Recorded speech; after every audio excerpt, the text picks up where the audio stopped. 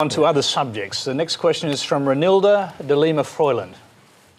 A recent Fairfax report featured a detailed interview with the asylum seeker who made the original allegation against the Navy. It has triggered unanswered questions about the validity of the ABC's report on asylum seekers' burnt hands versus the government's attack on the ABC. Will the government come clean now by allowing an independent inquiry? Janet Albrechtsen, let's start with you. Should the government have an independent inquiry into the recent Fairfax publication of a long interview with one of the asylum seekers, the original one who made the allegations that naval personnel deliberately burnt the hands of asylum seekers? I think on the current evidence, the answer has to be no, because yes, you have the original person who made those allegations, who was not burnt on that boat. He has stuck to his story, and yet, as the Australian has uncovered, one of the asylum seekers who was burnt on that boat, who's a 20-year-old, has said that no, it wasn't. He wasn't tortured by the Navy. That he incurred burns because he fell on the engine. Oh, can I just make the point that, to be precise, that is not inconsistent with the story told in Fairfax. The story was that gentleman, during the confrontation, fell over, burnt his hands, and the allegation is subsequently the hands of 3 others were burnt. He witnessed it, allegedly. This is the chap who was interviewed by Fairfax, allegedly witnessed. Yeah, but apart from him, apart from this one man, there is no one else who has given evidence that they were burned or that they were tortured, as this one man has suggested, by the Navy. Now, on the basis of that, I think we would wait for more information to come forward. If there are other asylum seekers coming forward and saying yes, their burns were inflicted by Navy personnel, you might expect there to be an investigation. On the basis of one person, nothing much has changed. Well, actually, again, I'll slightly correct you. There was another witness in the Fairfax story who said that people after the incident with burnt hands told him their hands had been deliberately burnt. So that was a second witness, Tony, there was also the event. Spokesperson for these asylum seekers who originally made the allegation that, yes, he wasn't on the boat, he just became the spokesperson for these asylum seekers. He originally said that the Navy were to blame for these burns that had been inflicted on asylum seekers, and now he's retracted his story. So I don't think there's enough evidence to call for an investigation into allegations that our Navy personnel tortured asylum seekers. I think there is enough scepticism about what people in desperate circumstances will say to understand why they may have said it, but that doesn't necessarily justify there being an investigation at this point. Okay, go to Mark Dreyfus. The question specifically asked, should there be a new or an investigation of the claims made in the Fairfax case? To Renilda's question, of course there should be an investigation. I'd be amazed if our Navy, who are very thorough, have not already started an investigation. And that's what our armed forces do. When there are allegations of misconduct or abuse, they investigate.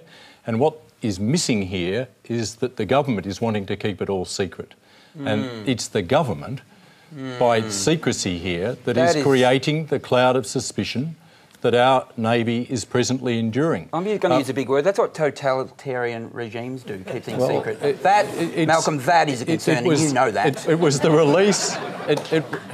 It was the release of the ship's logs that... Well, thanks, Dave, but it was the release of the ship's logs that showed us that John Howard had misled the Australian people during the Children Overboard affair back in 2004.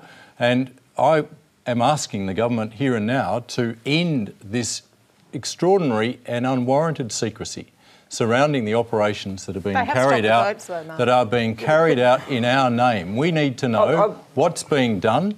And of course there should be an inquiry, and one allegation should be absolutely ample. I disagree with Janet. Can I just quickly come in? She wants to defend the government on this. No, I don't. And you want to defend the secrecy, perhaps. You know what I want to defend? I want to defend a proper immigration policy where the boats stop, where people stop drowning at sea, right? And the fact is that the boats, for the last 4 to 6 weeks, have stopped. Last January 2013, there were 10 boats, 465 asylum seekers. Now, I don't care what the government does, whether they talk to the media or not. I want to see an end, and I think most Australians want to see an end to the boats arriving illegally in this country. We want to know what's happening. Tony Abbott today, I've read in The Australian, which I've now subscribed to, and brilliant. Which is... I wanted to put it as my password biased, and they said that's weak. But he he said he doesn't want to let anything out. If you said ABC bias, it would be much Oh, stronger. yeah, absolutely. That's right. He said he didn't want to give ammunition to his critics. What? Ammunition to his critics? I think no, he it's said his people critics. smugglers. I'll go show it to you. It's on my phone. Do you want me to get it? No, I don't. It's your newspaper. This is about stopping the people smuggling. But he said it was a right? good humanitarian outcome, what's going on now. So what, do they get to take their lifeboats back to Afghanistan, do they? What goes on? I mean, these people are still... I think it's better that people are not drowning at sea. I think that's a good humanitarian outcome. I'll do that. But still, these people are left in the middle. We've got a gentleman with his hand up there. Just hang on, though, because I just want to hear from Malcolm Turnbull on this. First of all, the question was, should there be an investigation into the claims made in the Fairfax newspaper, which is an expansion of claims originally reported by Well, the I think ABC? the question was, should there be an independent investigation, by which I understood the questioner to mean, should there be an investigation outside of the Navy? Because what Mark said about the Navy obviously looks very thoroughly into all of these things, and I don't think there should be. I don't think there's nearly enough of a case made. One of the additional bits of evidence you tendered was somebody had told somebody that something had happened. Well, I mean, wouldn't even be admissible to hearsay. So don't they have video of this one? Don't the Navy video stuff? Look, can I just say this to you? And this is where Janet summed it up very well, so I'm not going to repeat what she said. The bottom line is this. A lot of people are very resentful that the government's policy is working.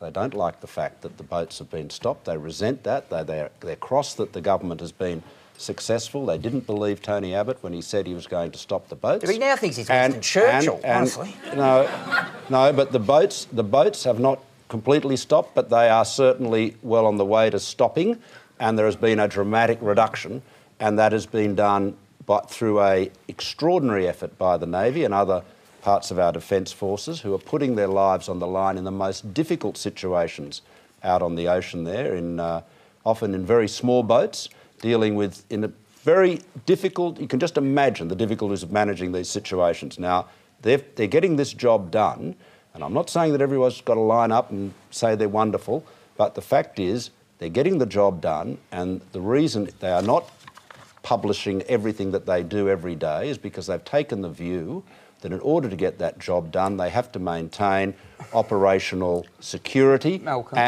and that degree of confidentiality, and it's working. And Malcolm, look, I'm sorry, I know you don't like... What if one of the boats, they turn around the lifeboats, what if that sinks and people drown? Will we hear about that? No, because it's a secret and we're not allowed to hear about it.